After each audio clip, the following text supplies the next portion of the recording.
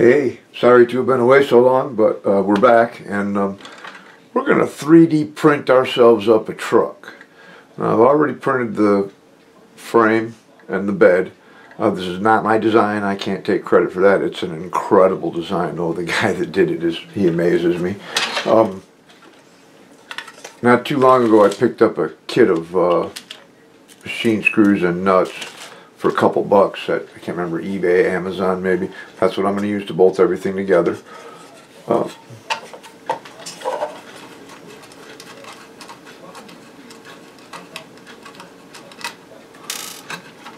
first two pieces that we printed are the frame. On the Creality CR10, I can print this all at once. It prints flat. The bed's big enough to do the whole thing all at one time.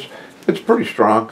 If you try to print one of these upright, it's going to be really weak. I also printed out the bed as one piece. It printed flat, just like that. So far, I've scuffed it up a little bit. Now, this was all done at a layer thickness of 0.2 millimeters, so it's kind of rough. I'm considering reprinting everything at 0.04 millimeters. And yeah, I know, it'll take forever. But we'll see. It's going to use these tires. These are the tires from Tank Model Bow, and I want to see if I can get you a close-up on these rims, designed by the same guy that did the whole truck. These rims are just terrific. Those are going to look really great on there. And they're made to fit right on the hang long WPL axles that come with those trucks. That's what we're going to use for running gear. The frame already has the spot in place for the servo for steering. The bed bolts right on it. I've got all the files to print the whole truck. So what I'm doing right now is I've cleaned up everything, removed all the support material, and the first thing I like to do is give it several coats of a good primer surfacer. And so that's what's going to come next. Take her down to the little makeshift paint booth and spray it up good, and then we'll smooth everything out. I'm considering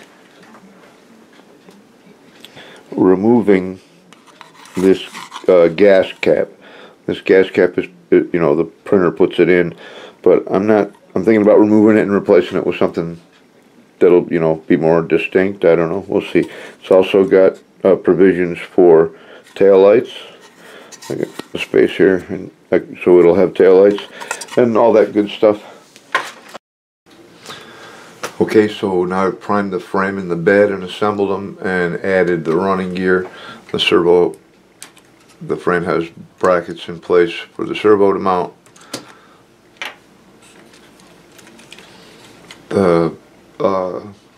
The front axle mounts into the frame. The rear axle you bolt on the bed, and then it mounts into the bottom of the bed. I'll probably have this apart again before it's over with. The stock motor unit is just, I mean, that would be very difficult to try and shorten those to, get it backwards. Try and shorten those to fit. I don't know. Yeah, it'd be really difficult. So what we're going to do is we're going to use the dual motor setup. It's going to require a little bit of redesign on the box, and I might try to get them up a little bit, because if we put it in like this, either way we put it in, first we're going to lose a lot of ground clearance, and also the slots have to be changed around, but that shouldn't be that big a deal to correct that.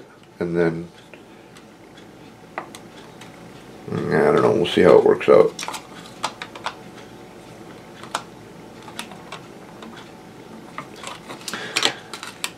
But it's going to be a very, very cool little truck. And after the WC51, I'm not sure if I want to try a 54 or 56 next. The 54 is the ambulance, and the 56 is the command car. If you've ever seen the movie Patton, the car that George C. Scott was running around in over in Europe. That was a WC56.